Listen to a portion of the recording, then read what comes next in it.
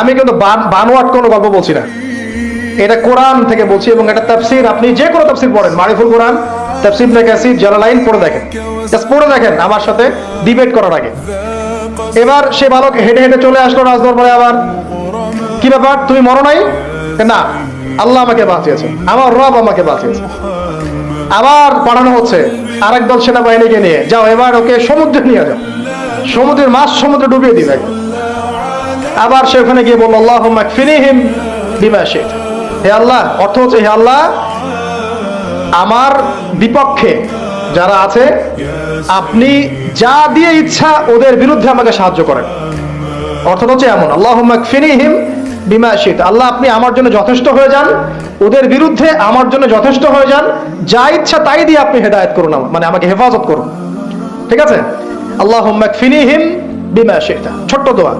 এবার ওই সমুদ্র উত্তাল হওয়া শুরু করলো এবং ওরা জাহাজ থেকে পড়ে গেল। এই বাচ্চা সেফলি আবার চলে আসলো রাজদরবারে। বিশ্বাস করছেন না? চলে আসলো। এবার আসার পরে বলছে, শোনেন, আমাকে এইভাবে মারতে পারবেন না, আমাকে এইভাবে মারা যাবে না, আমি আপনাদেরকে বলে দিচ্ছি কিভাবে আপনি আমাকে মারতে পারবেন। তো বাচ্চা বলছে, কিভাবে মারতে পারবো বলো?